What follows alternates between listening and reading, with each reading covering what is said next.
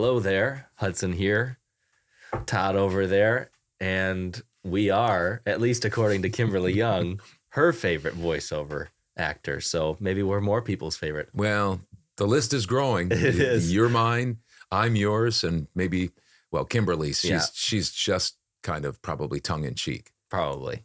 Which we appreciate that. We'll take it. Yeah, we don't mind. There goes my thunder. I thought she was serious, and now she's just playing along with us, I'm afraid. Anyway, here is our Todd's tips for this week. Go ahead, Dad. So we've been talking about do's and don'ts, and we're going to continue to do that the other day. Last night, in fact, Drew, my second oldest, you'll see him on the podcast, he said, "Are you starting to run out of material?" And I said, "Are you kidding? I could do this forever, baby." I mean, it's not. not run out of material. Right. But that's true. Yeah. I said, no, I mean, when you've been doing something for this many years, there's just a lot of material. You can think of things all the time, and things come up every week in your business and my business that I do and I don't do. And so I just kind of keep track of those. One of the things that I've gone on record of saying is, before I do that, Damon, put those caveats here, because we always put this list of caveats here just so that you don't feel pressure to do exactly what I do. I think there are a ton of things that I talk about that you can apply to your voiceover business or business in general. But I just want you to realize that I have some specifics, and you have to take these tips and do's and don'ts and apply them to your specific situation. Even, I talk to Hudson about these things a lot, and most of the do's and don'ts you apply to yours, but you still have to apply it because you're in your second year basically, and you're just kind of starting out, and you don't have the same background. Just over a year and a half, actually, which I have to remind myself, because sometimes I want to get the cart before the horse without putting in the time, and I've got to keep putting in the time. Well, and that's one of the caveats. I mean, I've been doing it I'm in my 13th year, you're in your 18th month. Yeah. So that just makes a big difference. And you just have to keep that in mind as you take these and listen to them and evaluate them. So now, here is a do. I do share my VO income numbers publicly. Some people don't. Quite a few people don't. Some people think it's bragging. Some people think it's discouraging to other people if the person is making a lot of money. But I do share my VO income numbers publicly, and I'll tell you why in just a few moments. But recently I heard a well-known VO talent, a VO coach, and vlogger say that they don't share their VO income numbers publicly because of two reasons. This is what they said. One, it attracts the wrong people for the wrong reasons. Now, I'm not 100% sure exactly what he means, but I do have a hunch that he's talking about people who have as their number one goal, like me, like I said just last week or the week before, to make money in voiceover. Everything else falls below that. I'm in business. I'm not in business to have a hobby. I'm in business to make money. Now, not at any cost. I want to do it honestly. I want to serve people well. Of course, I want to be creative. Of course, there's a whole bunch of things that I want to do, but I'm in business, and so I want to be profitable. That's just the bottom line. Second, he said, it's no one's business how much he makes in VO. It's no one's business. And you might share that same philosophy or thought. And whatever, again, your business is your business. Do whatever you want. I don't really like that too much.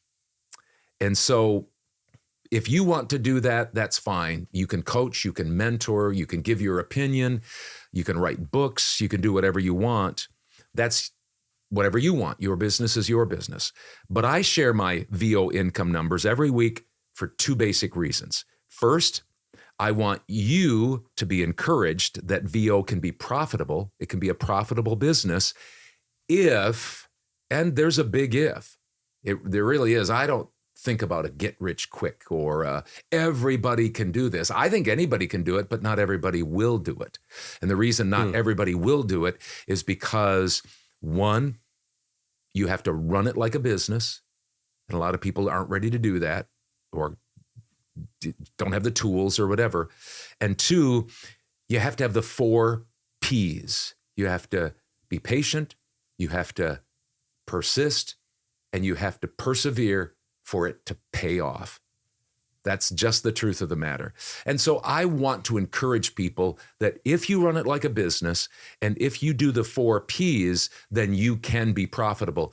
To what level, I don't know. I really don't. A lot of that has to do with your background, your skill, your commitment, how much time you put in, so many things. But there are obviously a lot of other things other than these 2 that you have to run it like a business in the 4 Ps. But those are the foundation of why I do this, why I share my numbers, because I want them to be an encouragement to you that you can do this if you do those things. Lastly, or secondly, if I'm going to ask you, or you in this case, to listen to me, you need to know that I can perform. My money, all of it, comes from being a VO talent. I don't get any money coaching, not as of yet. I don't get anything from our direct email marketing company, VO Marketing Pro. Every single cent that I talk about when I give my numbers in our next video is all VO income. And so, again, I don't know why this gentleman and so many other people don't want to share their numbers. I'm not sure. I have my suspicions, but I can't judge them. But if you're looking for a VO coach, if you're looking for a mentor, I've gone on record saying this, ask them, how much money do you make in VO now, or just recently, not 5 years ago? How much do you make now? You want to know if they can perform. You want to know if they can back up what they're telling you. And so I do share my VO income numbers publicly, and that's why.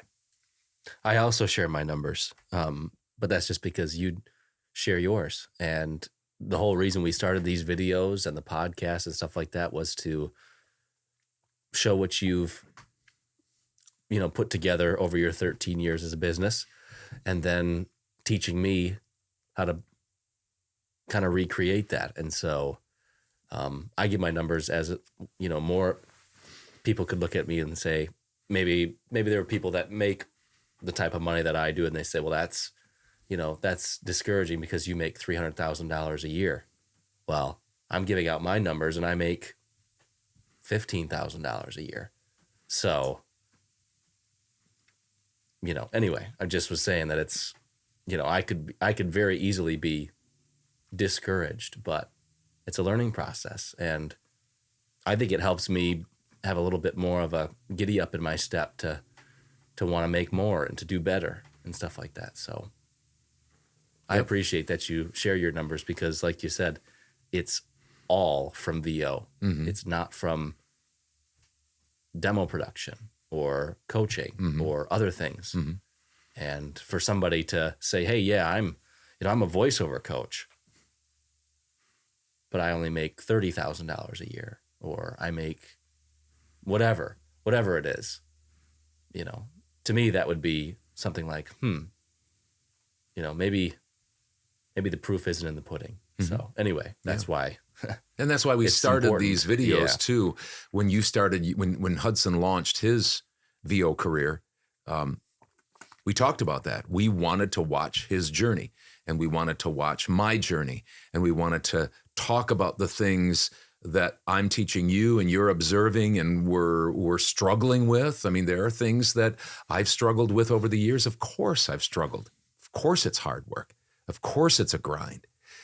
But you're learning these things, and what we're trying to do is show people this is how you do it. Sometimes you can look at my journey and say, well, you're on that end. Mm-hmm. And yeah, that's easy for you to say. Yeah. But it's not easy for me to say because A, I went through it, and B, I'm kind of going through it with you now, which is fine. But I think what we're also working at proving is these principles. No, these principles work. These principles work. And if you have business in your mind, you run it like a business, good customer centric, all of these things, and you got those 4 Ps, then I think you're going to be in good shape. I think you are. I know you are. Well, thanks again for bringing some Todd's tips for us. Appreciate those. Coming up next, in our next video, will be our numbers. John will be here to tell us about how VOMP did this week, Dad will tell us about how he did, and I'll tell you about how I did. So join us in that video if you want to hear how our weeks did. So thanks for watching, and we'll see you over there. Are you dying to see more content like that? Check out the video over here or subscribe over here. Thanks.